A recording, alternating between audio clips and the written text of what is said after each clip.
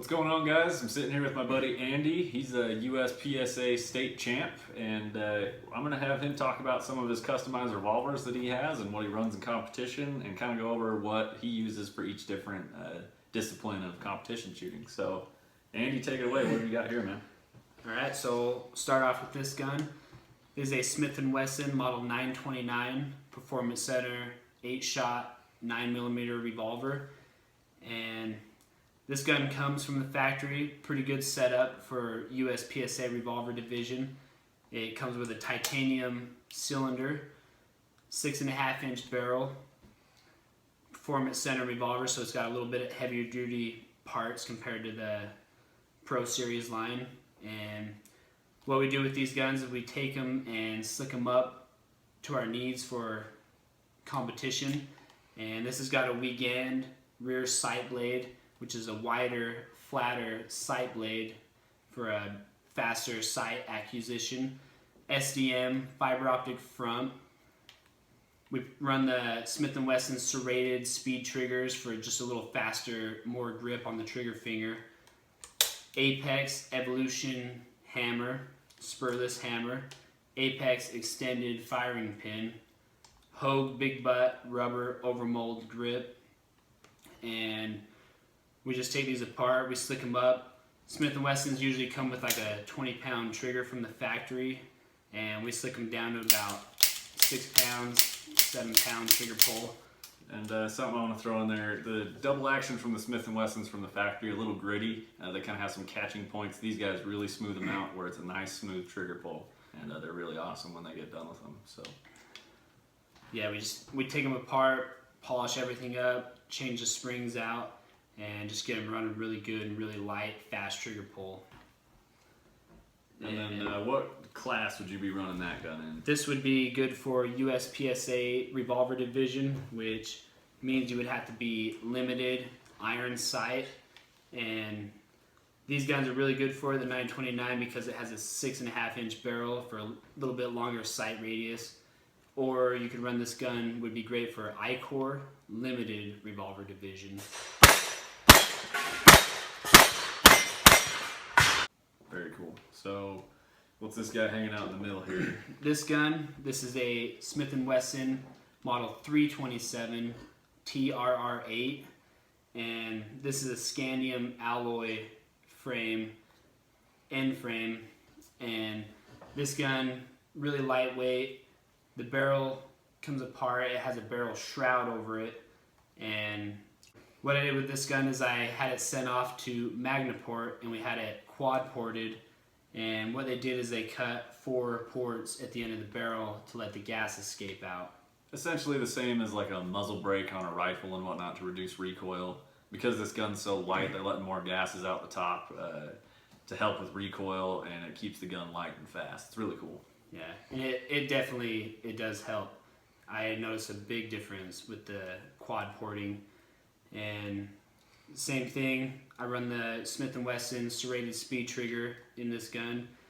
Alchin base mount, Seymour RTS2 red dot, and slick this gun up, got it really down, about a 6-pound trigger. This gun is actually cut for moon clips, 357, 38 special, and what the moon clip is just it fixates all your ammunition in a nice little package where you can load and unload quick into the revolver. And this gun, I'm actually running the Smith & Wesson Model 500 X-frame grips, and this is what they put on the 500 Magnums, and it has a recoil absorbing pad on the back of it. And this is a really lightweight, fast, soft shooting gun. This gun would be really good for ICORE open revolver division or Steel Challenge OSR open sight revolver division. Very cool. Yeah, that gun's significantly different than what these other guns are. These seem to be a little bit bigger and heavier to keep your gun stable. This one's like lightweight, high speed, low drag kind of thing.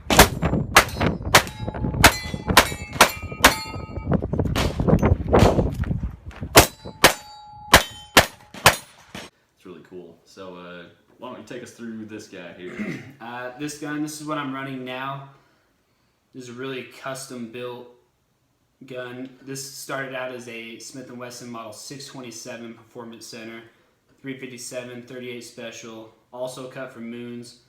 And what we did, this gun came with a 5-inch tapered barrel on it.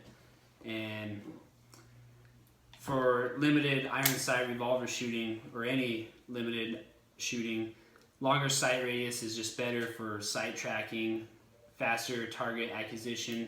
So what we did, we sought this barrel out. This barrel is off a Smith & Wesson 929, and I bought this from a fellow shooter up in Washington, Michael Poggi, and he had it cut down. They cut the underlug off, milled it down, take all the weight off, milled off the comp nipple, and just a really lightweight, longer sight radius that we wanted for this. This gun, same setup as this. I got the weekend rear sight for the flatter, faster sight radius. Dawson Precision front, fiber optic front. Hogue, big butt, checkered wood grip. Old Smith & Wesson serrated speed trigger. Apex Evolution hammer. Apex extended firing pin. And that's to help with the ignition on your rounds for the lighter loads and whatnot. Yeah, when you slick these guns up, you could have issues with ignition, light strikes. So we run the extended firing pins, just more reliable ignition for them. And this is a really great gun. I have this gun set up for USPSA revolver division or ICORE limited revolver division. So now getting into the equipment side of stuff, what kind of rig are you running? The rig that I run for USPSA and ICORE is a Safariland competition belt, a Johnson magnetic speed rack, and this rack is really awesome. They're kind of expensive, but they magnetize on and they hold and work really well. Safariland Double Aught 2 holster, and the great thing about this holster is you can run all different kinds of revolvers in it, open, limited, 625. They kind of all fit, multi-purpose, holstered, and just really great setup. The speed rack keeps all your moon clips right in front of you, so when you're doing your reload, you just reload, drop your moon in, off your gun, bring it up, shoot. Keeps everything fixated right in front of you. Really great package. Awesome, man. And then your holster's cut out along the front, so you can just bring your gun right up and really speedy right there. So let's run through a little bit of the moon clip side of things. Like, I know you guys have a cool tool to load and unload them. So yeah, so the moon clips that I use are Hearthco, and this is a BMT moon clip loading tool. And basically what you do is, I'll just unload one right there to show you. What you start out is, you can unload and load your moon clips with it. You just drop your moon clip in, drop every round in. Helps out a lot. Usually before you had to do this by hand, or some people would make their own little tool or use pliers. And it's got a double face lid right here for loading and unloading. And what you do is you just turn it and it'll groove all of the bullets into the moon clip. And if you're finished, you just flip it around, use the other side, and unload them. So how many rounds would you go through in, say, a stage of shooting in a competition? USPSA stages can range from 12 rounds up to 36 rounds or even more. So really with the speed rack right there, what do you got? 3, 6, you got 8. You can hold 8 moon clips, put one in your gun.